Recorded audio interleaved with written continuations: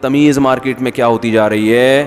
Short ہوتی جا رہی ہے. تو کتنا انہوں نے کہا بھائی آپ اپنی رائے پہ ان کو فتویٰ دے دیں اگر آپ کو اس پہ اطمینان. میں نے کہا مجھے تو اس پہ اطمینان ہے, حالانکہ میں تو بہت چھوٹا آدمی ہوں ان کے حساب سے, تو لیکن کتنا بڑا دل. تو یہ چیز اپنے اندر پیدا کریں, اور گھر کے بڑوں کے سامنے بھی. جب آپ کے ابا کوئی بات جذباتی ہو رہے ہیں, کسی بات پہ دلائل دے رہے ہیں, اور آپ کو لگتا ہے کہ ابا کے دلائل کمزور ہیں, تو محبت سے آپ نے ابا کو دلائل سے ایک دفعہ جواب دے دیا, نہیں والد صاحب, ڈیڈی, پاپا دیکھیے یہ یوں ہے. وہ کہہ رہے ہیں نہیں یوں ہے, پھر 2 دفعہ 3 دفعہ ہو گیا, اب چپ. تھوپنا نہیں ہے, نہیں یہ ابا کو تو عقل ہی نہیں ہے یار, ابا کو بات سمجھاؤ ان کو سمجھ میں نہیں آتی. اب غلط بات تھوڑی میں مانوں گا ابا کی, ابا کوئی میں غلط بات, کوئی ناجائز بات ہے نا شریعت کی 100%, وہ تو نہیں مانو, لیکن گھر کے بڑے کے سامنے اپنی رائے کو بولو, چھوڑ دیا کرو. اس میں یہ نہ کہا کرو کہ میں دلیل کو مانتا ہوں کسی کو نہیں مانتا. بھائی جان تھوڑی دیر کے لیے آپ دلائل کو ایک طرف رکھ لیں, ٹھیک ہے دلائل آپ کے مضبوط ہیں, لیکن اس مسئلے کا تعلق حلال و حرام سے نہیں ہے. اس کا تعلق اس سے کہ چاہیے یا نہیں چاہیے, یہ والا کام ہونا چاہیے, یا بارات میں 20 آدمی آنے چاہیے یا 50 آدمی. یہ کوئی حلال و حرام سے اس کا تعلق تو نہیں نا. ابا کہہ رہے ہیں کم بخت خرچہ تو میرا ہوگا, 20 آدمی آئیں گے. بیٹا کہہ رہے ہیں نہیں 500 آدمی آئیں گے. ابا ایسے موقع پہ کنجوسی بنتی ہے ہی نہیں.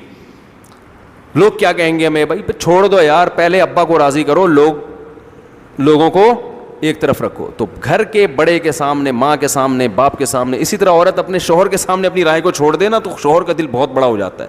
ایسا لگتا ہے جیسے میں بہت عقل مند ہوں, اس کو ایسا محسوس سا ہونا شروع ہو جاتا ہے شوہر کو, کہ آج میری بیگم نے میری بات پہ کہہ دیا کہ میں غلط کہہ رہی ہوں, آپ صحیح کہہ رہے ہیں. وہ خوشی سے مر بھی سکتا ہے کہ اس کا مطلب مان لیا کہ میں کیا ہوں, لیکن لڑ رہے ہوتے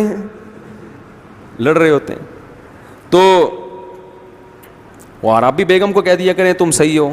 لیکن اگر دونوں ہی ہٹ دھرم ہیں تو ہتھیار کس کو ڈال دینے چاہیے؟ عورت کو کہ یار سربراہ ہے گھر کا, بڑا ہے, تھوڑا ادب تمیز کر لو, اس سے کتنے سارے فائدے اٹھا رہی ہوں میں, مان لو, چلو خوش کرنے کے لیے اوپر سے بول دو آپ بہت اچھے ہیں.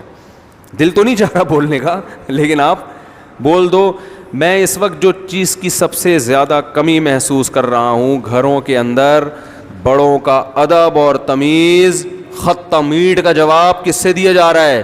پتھر سے. اور اس کو سمجھا جاتا ہے دلائل کو مانتے ہیں ہم, کسی شخصیت پرستی میں مبتلا نہیں ہے. بدتمیزی کو شخصیت پرستی نہیں کہتے,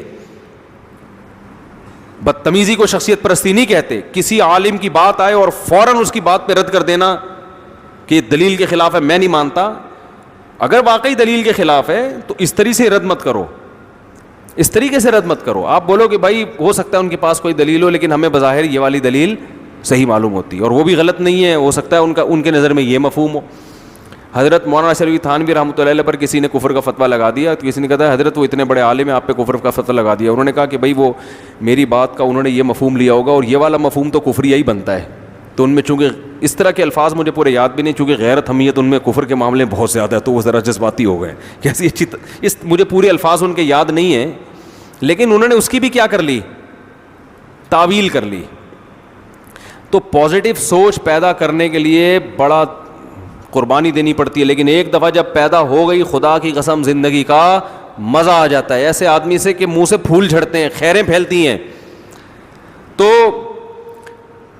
بحث میں ایک دوسرے کی رائے کا احترام, گھر میں بڑے ہیں تو اپنی رائے کو ان کی رائے کے آگے قربان کرو, یہ کرنا پڑے گا آپ کو. اور اس کا پتہ ہے نقد فائدہ کیا ہوگا, کہ جب آپ بڑے ہو جاؤ گے نا تو آپ کے چھوٹے بھی یہی کام کریں گے. گھر میں آپ باپ بن کے رہو گے. اگر آپ نے ابھی اپنے ابا کا باپ بننے کی کوشش کی تو کل آپ کی اولاد نہیں بلکہ آپ کا باپ بنے گی. وہ سمجھتے ہو؟ اگر خاتون نے ابھی اپنے آپ کو شوہر کا فرما بردار بنانے کی کوشش نہیں کی, اپنے آپ کو ان کا فرما بلکہ شوہر کو غلام بنانے کی کوشش کی, تو آپ کا بیٹا بھی آپ کی بہو کا غلام بنے گا. پھر آپ کیسے کہو گی کہ میری بہو میرے بیٹے کا احترام نہیں کرتی؟ سمجھتے ہو؟